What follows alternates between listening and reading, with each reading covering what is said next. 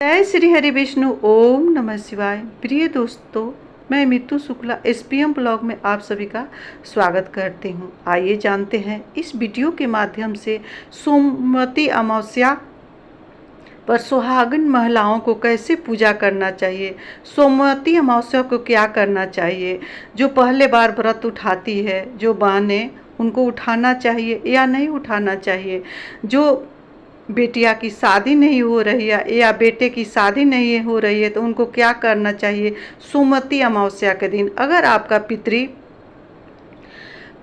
प्रसन्न नहीं है, पितृ नाराज है तो क्या करना चाहिए। जैसे कि पितृदोष को कैसे हम जाने कि पितृदोष लगा है, तो अगर आपके घर में आए दिन जो बीमारी है लगी रहती है, पैसा का जो खर्च है सो बढ़ा रहता है, 1 रुपया आय है तो 2 रुपया खर्चा होता है, तो समझना चाहिए कि ये पितृदोष का लक्षण है। अगर कोई काम करते करते लग रहा है कि आज हो जाएगा काम, कल हो जाएगा काम, वही काम बिगड़ जाता है, तो समझना चाहिए कि ये पितृदोष के लक्षण है, आपका पितृ आपसे नाराज है।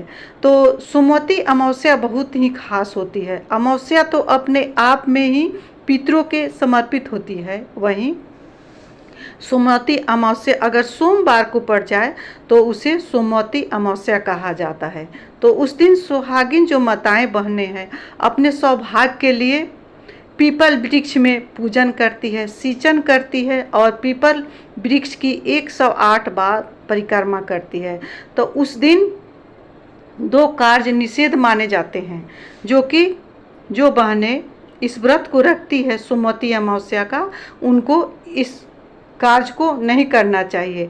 जैसे में मूली, उस दिन मूली छूना निषेध माना जाता है, और दूसरा चीज़ है रुई, उसको छूना भी निषेध माना जाता है। अगर 2 चीज़ आपने स्पर्श कर लिया तो आपका व्रत खंडित हो जाएगा, क्योंकि उस दिन 2 चीज़ को नहीं छुआ जाता है, स्पर्श नहीं किया जाता है। अगर आप सोमवती अमावस्या पर अगर रुई का बत्ती आप जला दिए तो आपका पूजा का पूर्ण फल भी नहीं प्राप्त होगा। उस दिन कच्चे सूता का या कपड़े का बत्ती से दीपदान करना चाहिए पीपल वृक्ष की मूड़ में। और उस दिन विष्णु भगवान के लिए कुछ फल फ्रूट, जो ऋतु फल है, उसको अवश्य ही अर्पित करना चाहिए। जो माताएं बहनें हैं अपने सौभाग्य अखंड के लिए 16 श्रृंगार का सामग्री पीपल वृक्ष के मूल में अर्पण करेंगी और 108 बार पीपल वृक्ष की परिक्रमा करना होता है। तो प्रिय दोस्तों, ये व्रत बहुत ही खास है। अगर इस नियम से उपाय अगर आप करते हैं तो आपको पूर्ण फल की प्राप्ति होगी। ऐसे में क्या करना चाहिए, अगर 16 श्रृंगार का सामग्री नहीं हो तो कौन सी ऐसी सामग्री है जिसको चढ़ाने 16 श्रृंगार का फल प्राप्त होता है। आपको सिंदूर, बिंदी, महावर और नेल पेंट, मेहंदी, इतना भी अगर चढ़ाते हैं और विष्णु भगवान से पीपल वृक्ष के मूल में बैठ करके प्रार्थना करते हैं तो विष्णु भगवान अवश्य ही आपको जो सौभाग्य है उसको अखंड रखेंगे। वहीं जो सौभाग्यवती माताएं बहनें हैं उनको पीपल वृक्ष की जब परिक्रमा हो जाए, पूजा हो जाए, वहाँ जितने भी सौभाग्यवती माताएं बहनें हैं उसको एक दूसरे को सिंदूर लगाएं। आपसे जो बड़े हैं उनको पैर अवश्य छूना चाहिए, आशीर्वाद लेना चाहिए।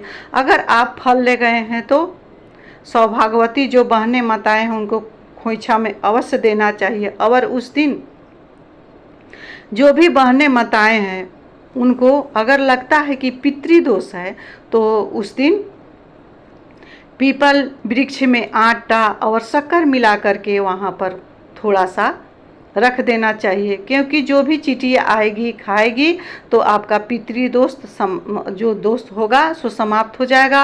और जो बहन बेटियाँ हैं उनका शादी नहीं हो रहा है, बेटे हैं उनका शादी नहीं हो रहा है, शादी में विलम्ब हो रहा है, उनको पीपल वृक्ष में जा कर के तिल और कच्चे दूध से अभिषेक करे। उसके बाद में अपने घर का जो जल है उसको ले जा कर के पीपल वृक्ष में अभिषेक करे और अपने जो 10 हाथ है, 10 जो उंगलियां हैं उसका छापा दोनों हाथ में हल्दी भिगो करके पीपल वृक्ष में छापा दे करके विष्णु भगवान से प्रार्थना करें अपना नाम और गोत्र बोलते हुए।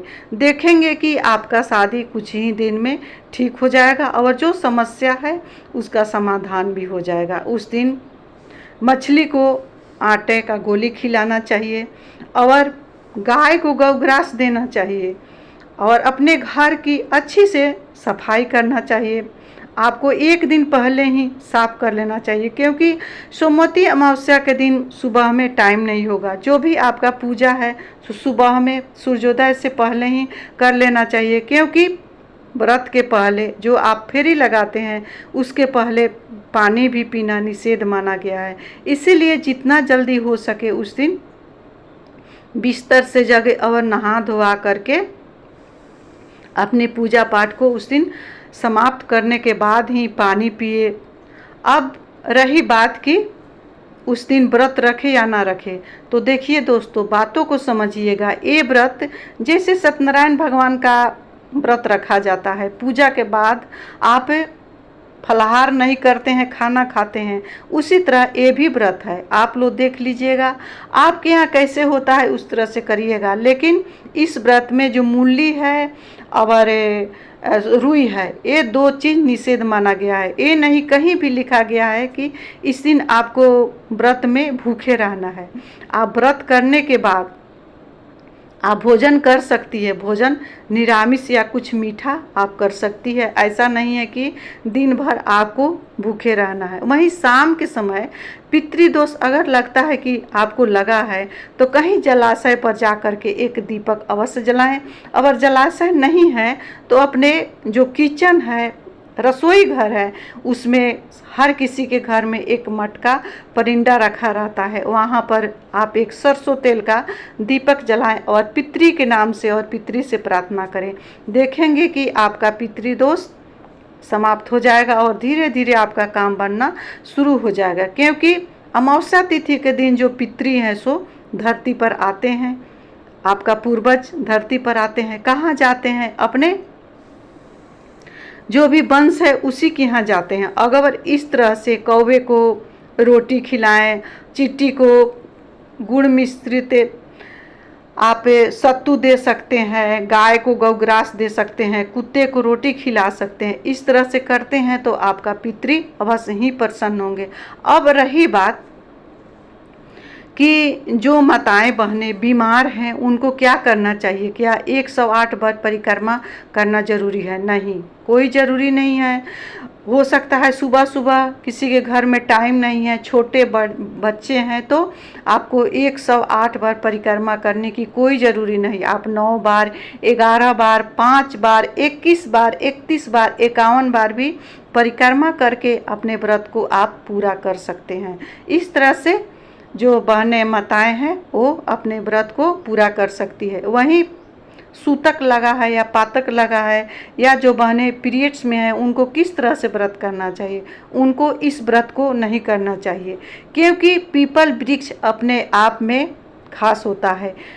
व्रतों में महाव्रत सोमवती अमावस्या है, उस दिन जो बहनें इस व्रत को रखती है उनका सौभाग्य अखंड होता है। वहीं जो बहनें पीरियड से हैं उनको पीपल वृक्ष का स्पर्श नहीं करना चाहिए। कृष्ण भगवान भागवत महापुराण में स्वयं बोले हैं कि मैं वृक्षों में पीपल हूँ।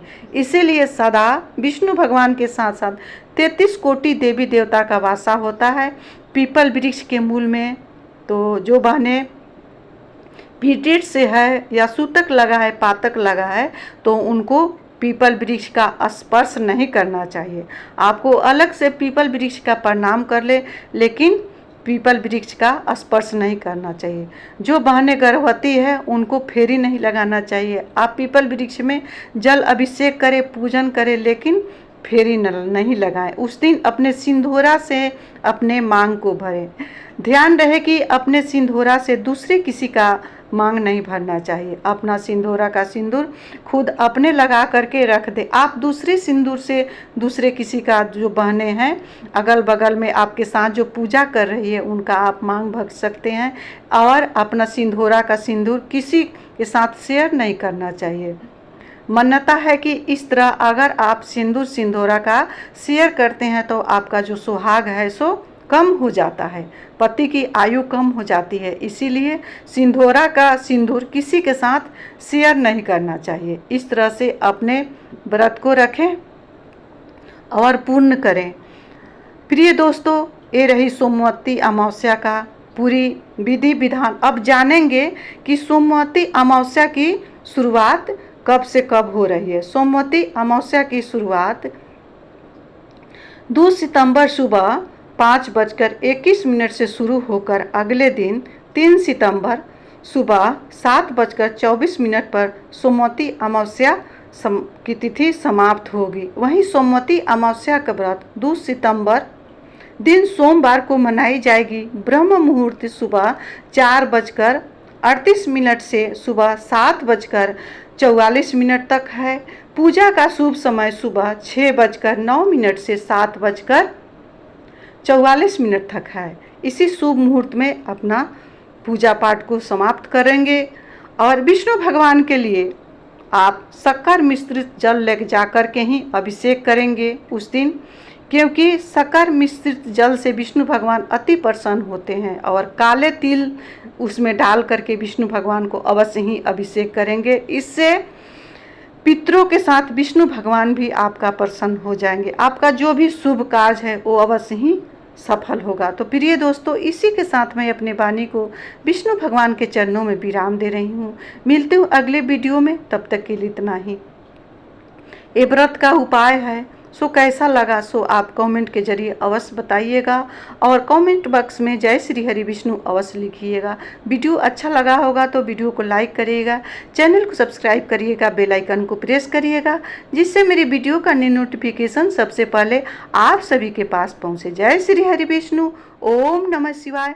हर हर महादेव।